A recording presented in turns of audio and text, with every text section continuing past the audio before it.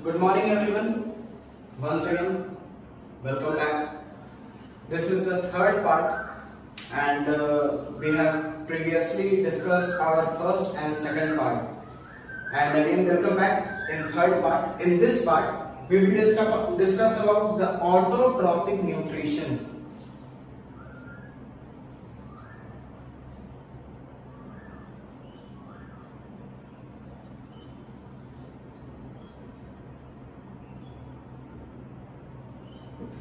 इसके पहले हम लोग जान चुके हैं कि ये न्यूट्रिशन क्या है, कितने प्रकार के होते हैं ये न्यूट्रिशन। ये एक बायोलॉजिकल प्रोसेस भी है और सारे लिविंग ऑर्गेनिज्म में ये न्यूट्रिशन प्रोसेस होना काफी ज्यादा इंपॉर्टेंट है। और अगर देखा जाए बेसिक तौर पे अगर न्यूट्रिशन तो दो प्रकार के होते हैं, एक है ऑटोट्रॉफिक न्यूट्रिशन और दूसरे है हेटेरोट्रॉफिक न्यूट्रिशन। लेकिन बहुत सरप्राइजिंग है कि जो दुनिया के मोस्ट ऑफ द ऑर्गेनिज्म हैं ये हेटेरोट्रॉफिक न्यूट्रिशन को फॉलो करते हैं। लेकिन उससे भी बड़ी इंटरेस्टिंग बात यह है कि दुनिया के जितने भी हेटेरोट्रॉफिक न्यूट्रिशन है वो कहीं ना कहीं मतलब डायरेक्टली या इनडायरेक्टली वो डिपेंडेंट है ऑटोट्रॉफिक न्यूट्रिशन पर। तो हम लोग ये सब बात डिस्कशन कर चुके हैं पहले भी। This is the only mode of nutrition which is independent or you can say dependent on inorganic substance। Basically autotrophic nutrition को भी हम लोग दो भाग में बांटते हैं या बांटे हैं, हम लोग इसके बारे में जानते हैं, बट बेसिकली 10th में एक ही चीज के बारे में पढ़ना है। और ऑटोट्रॉफिक न्यूट्रिशन दो प्रकार के कौन कौन से हैं? First one is photo autotrophs, photo autotrophs, clear. And second one is chemo autotrophs। लेकिन डिटेल में हम लोग इसकी आज चर्चा करेंगे फोटो ऑटोट्रॉफ्स, और यही आपके 10th क्लास का सिलेबस है। और इस बारे में भी आपको ध्यान रखना है कि फोटो ऑटोट्रॉफ्स को ही ऑटोट्रॉफिक न्यूट्रिशन कहते हैं। ये हम लोग थोड़ी डिटेल में जाने हैं कि ऑटोट्रॉफिक न्यूट्रिशन दो भाग में दो प्रकार से होते हैं। फोटो यानी कि ये डिपेंडेंट है लाइट के लिए, सनलाइट, डिपेंडेंट ऑन सनलाइट, यहां लिख देते हैं सनलाइट। और this is for chemical.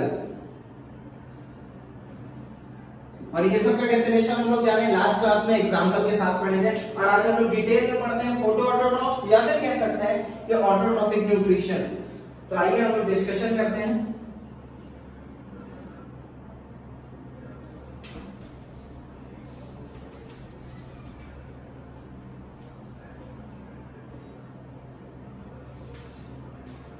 Autotrophic nutrition.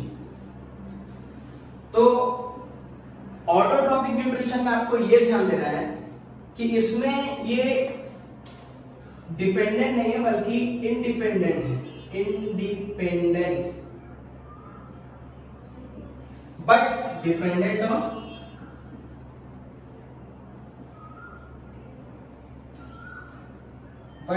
Dependent on किस पर? सम इनऑर्गेनिक सब्सटेंस,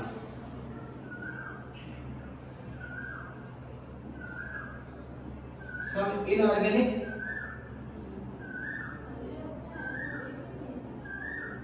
सब्सटेंसेस। जैसे फॉर एग्जांपल इनऑर्गेनिक सब्सटेंसेस में क्या क्या आ जाते हैं? सम इनऑर्गेनिक सब्सटेंस में क्या आते हैं सर? तो सम इनऑर्गेनिक सब्सटेंस में हम लोग एग्जांपल लेंगे सनलाइट, वाटर,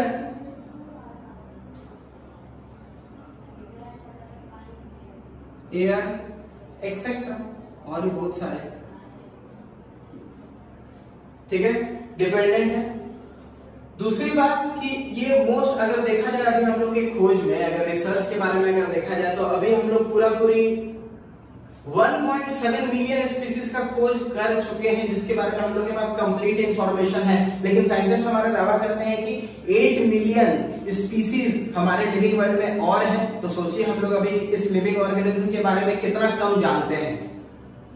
तो ओनली 1.7 मिलियन में से 0.5 मिलियन ऑर्गेनिज्म ऐसे हैं जो ये ऑटोट्रॉफिक न्यूट्रिशन को फॉलो करते हैं। काफी स्पीसीज इनकी कम है जो ऑटोट्रॉफिक न्यूट्रिशन को फॉलो करते हैं। इसलिए लेकिन बहुत इंपॉर्टेंट है, अभी जैसा कि हम लोग बताएं सारे के सारे हेटेरोट्रॉफिक न्यूट्रिशन करने वाले भी इसी के ऊपर डिपेंडेंट है, बहुत ज्यादा इंपॉर्टेंट है। दूसरी बात कि सर ये कौन कौन सा ऑर्गेनिज्म ये परफॉर्म करते हैं ये ऑटोट्रॉफिक न्यूट्रिशन, तो ये जिनके कुछ कुछ हैं जैसे कि कुछ ग्रीन प्लांट्स,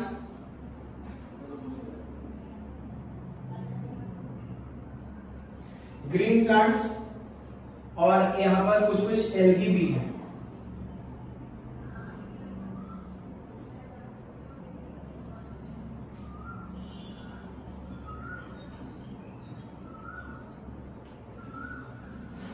ये है जो कुछ कुछ ऑर्गेनिज्म ऑटोट्रॉफिक न्यूट्रिशन परफॉर्म करते हैं।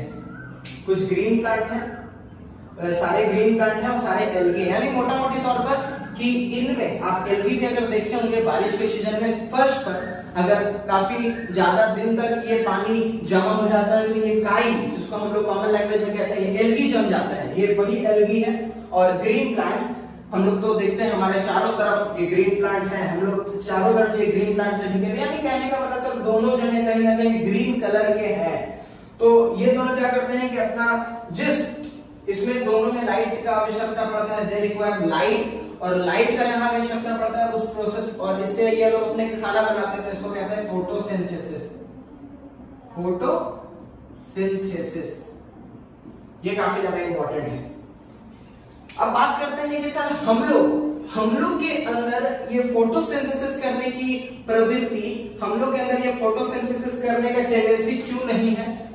क्योंकि इनके पास इनके बॉडी के सेल्स में, हम लोग जैसा कि जानते हैं दुनिया के सारे लिविंग ऑर्गेनिज्म सेल से मिलकर के बनते हैं। किससे मिलकर बनते हैं? सेल से मिलकर बनते हैं। और इनके पास एक स्पेशल सेल है, ये नाम याद रखिएगा, इनके पास एक स्पेशल सेल है जिनको हम लोग कहते हैं मेसोफिल टिश्यूज, मेसोफिल सेल्स।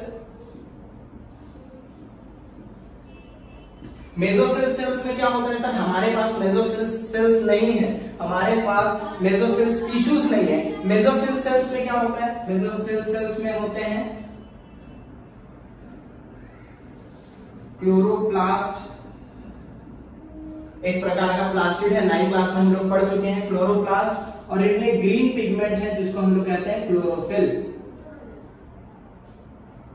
यही है ग्रीन कलर। ये बात आपको याद रखना है। दिस सेल्स,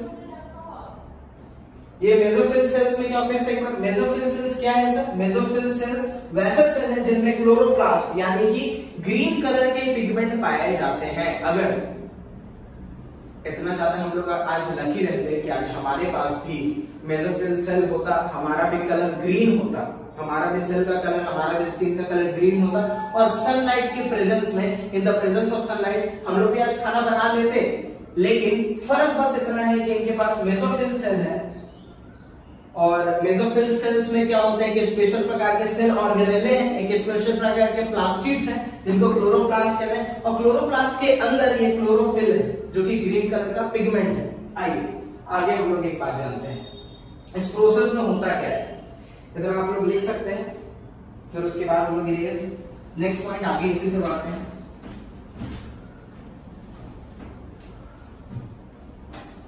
इसमें यह है कि ये लोग जब इनके पास एक स्पेशल प्रकार का सेल हो गया जिनमें ग्रीन कलर है, क्लोरोफिल है, तो ये लोग करते क्या है? ये लोग करते हैं कि सनलाइट को ट्रैप करने की क्षमता आ जाती है।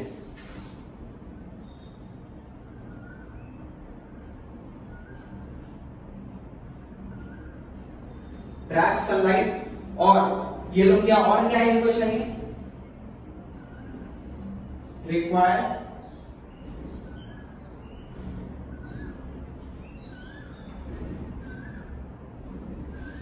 कार्बन डाइऑक्साइड फ्रॉम एटमोस्फेयर,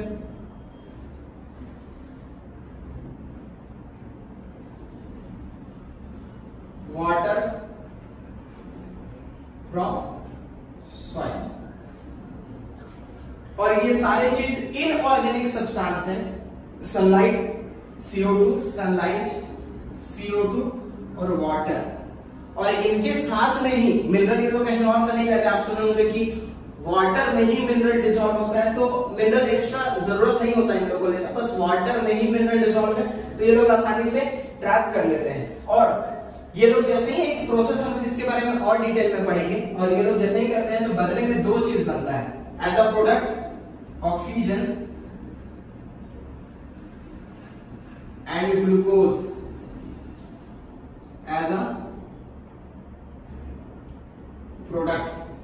ठीक है, तो ग्लूकोज तो काम का है और ऑक्सीजन भी इनके लिए काम का, लेकिन बहुत ज्यादा अमाउंट ऑफ ऑक्सीजन रिलीज होता है, तो बस थोड़ा सा ऑफ ऑक्सीजन इनके काम का, बाकी सारा बाई प्रोडक्ट है, यानी ऐसा आप समझ सकते हैं वेस्ट प्रोडक्ट है। और यही ऑक्सीजन का हम लोग इस्तेमाल करते हैं रेस्पिरेशन प्रोसेस में, आगे पढ़ेंगे।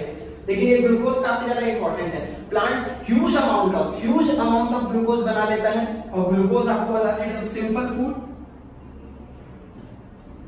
सिंपल फॉर्म है फूड का। सिंपल यानी आप बोल सकते हैं सॉल्यूबल। आपको एक छोटा सा एग्जांपल हम बता दें कि आपके पास दो हम कार्बोहाइड्रेट देखते हैं, एक आलू पोटैटो और एक शुगर यानी चीनी। दोनों को आप पानी में घोलिए, कौन घुलेगा? आपको पता है कि चीनी घुल जाएगा लेकिन पोटैटो आलू नहीं घुलेगा। तो आप अंदाजा लगा सकते हैं कि सिंपल कौन हुआ? चीनी यानी sugar is a simple substance. ठीक है, पोटैटो कॉम्प्लेक्स है। तो आपको बता दें जब ये प्रोसेस होता है, फोटोसिंथेसिस होता है, तो ऑक्सीजन और ग्लूकोज बनता है, प्रोडक्ट बनता है। ऑक्सीजन 99% बाहर आ जाता है, ग्लूकोज ये लोग बनाकर अपने पास रखते हैं, सिंपल फूड को रखते हैं। और रखने के लिए सिंपल, एक और बात आपको सीखना पड़ेगा, जब भी हम कोई चीज बनाते हैं वो सिंपल फॉर्म में बना। मान लीजिए हम प्लांट है, बनाए खाना सिंपल फॉर्म में बना, लेकिन ये मेरे पास सिंपल फॉर्म में नहीं रह सकता है। इसको अगर हमको स्टोर करके रखना पड़ेगा फ्यूचर के लिए, कि मे भी फ्यूचर में जरूरत पड़ जाए, कल होकर के सनलाइट अगर ना आए, तो हमको यही फूड का जरूरत पड़ सकता है, तो हम इसको अपने बॉडी में स्टोर करके रखेंगे, लेकिन सिंपल फॉर्म में नहीं स्टोर करके रख सकते। इसको अब कन्वर्ट करना पड़ेगा कॉम्प्लेक्स फॉर्म में। नाउ प्लांट क्या करते हैं? स्टोर करते हैं। स्टोर करेंगे किस फॉर्म में? कॉम्प्लेक्स फॉर्म में। जब ये सिंपल फॉर्म में था तो ग्लूकोज हो गया, अब जब ये कॉम्प्लेक्स बन जाएगा तो इसी को हम लोग नाम देते हैं स्टार्च।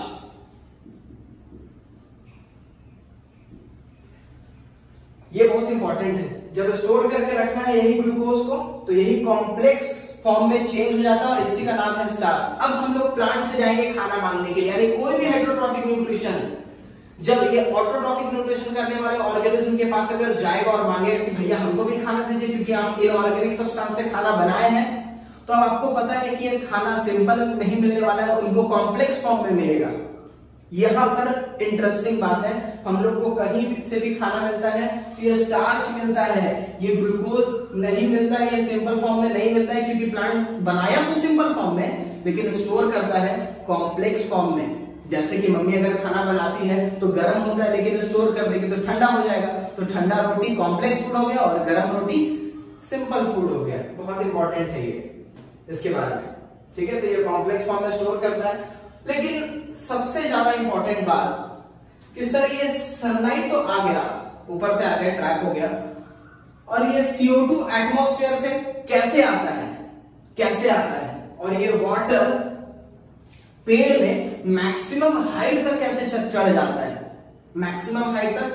चढ़ जाता है, तो इसके बारे में एक यहाँ पर ये पूरा फोटोसिंथेसिस का कंटेंट है, अगर 10th क्लास के लेवल से अगर हम लोग देखें तब। और आपको एक बात और, ये जल्दी से आप नोट करिए, मे भी आपके लिए इंपॉर्टेंट हो।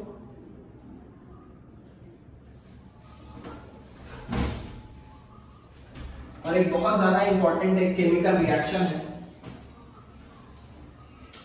सबसे पहले प्लांट कार्बन डाइऑक्साइड लेता है फ्रॉम एटमॉस्फेयर, CO2 एटमॉस्फेयर से, प्लस और क्या लिया था? Water from the soil with the help of root. बचपन से हम लोग पढ़ते आ रहे हैं।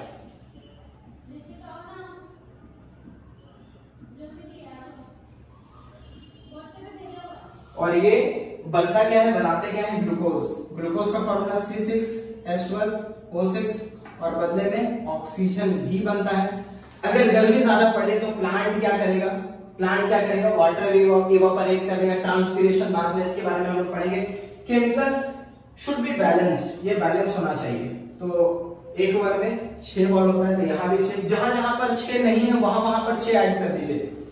यहाँ कहीं 6 नहीं, यहाँ पर 6, यहाँ कहीं भी 6 नहीं, यहाँ 6 है छोड़ देना है, यहाँ 6 नहीं है ऐड कर दिए। रिएक्शन बिल्कुल बैलेंस आप करके देख लीजिए। लेकिन जो एप्रोप्रिएट है उसमें कभी कभी सनलाइट, अब यहाँ से सनलाइट क्या आ रहा है सर, ऊपर से सनलाइट आ रहा है, क्योंकि बिना सनलाइट के ये रिएक्शन नहीं हो सकता, बिना सनलाइट के रिएक्शन नहीं हो सकता। सनलाइट के गर्मी भी होगा, और यहाँ पर प्लांट, हम लोग भी जब गर्मी का सीजन अभी आने वाला है, आ चुका है, जब भी हम लोग धूप में जाते हैं पसीना स्वेट आउट होते हैं, तो ये भी स्वेट आउट होगा, इससे भी पानी बाहर निकलेगा। तो पानी बाहर निकलता है तो sir H2O, 6 molecule of H2O यहाँ भी कर देते हैं, और यहाँ पर फिर हम लोग चेंज करके 12 कर देते हैं। ठीक है, वेरी इंपॉर्टेंट। ये फिजिकल स्टेट लिख देते हैं, ये गैस फॉर्म में होता है, ये भी गैस फॉर्म में होगा, ये भी लिक्विड फॉर्म में होगा, ये भी गैस फॉर्म में होगा। This is the reaction for photosynthesis, यहां लिख देते हैं reaction for photosynthesis. Very very important है। अगर गलती से भी 12th में भी, 11th में भी, 10th में भी अगर फोटोसिंथेसिस से रिलेटेड क्वेश्चन आता है तो याद रखिएगा आपको ये रिएक्शन लिखना ही है। जैसे अभी हम लोग को घर में ही रहना है, फोटोसिंथेसिस में ये रिएक्शन लिखना ही है, नहीं लिखेंगे पूरा मार्क्स नहीं मिलेगा। ठीक है, अब हम लोग नेक्स्ट क्लास में क्या डिस्कशन करेंगे कि सर ये CO2 प्लांट में या फिर जितने भी ऑटोट्रॉफिक न्यूट्रिशन करने वाले ऑर्गेनिज्म है, इनमें ये कैसे एक्वायर होते हैं, ये प्लांट्स लोग कैसे एक्वायर करते हैं CO2, कैसे वाटर एक्वायर करते हैं। बहुत ही इंटरेस्टिंग कहानी है। तब तक के लिए रिवाइज करते रहिएगा। Stay at home, stay safe. Thank you.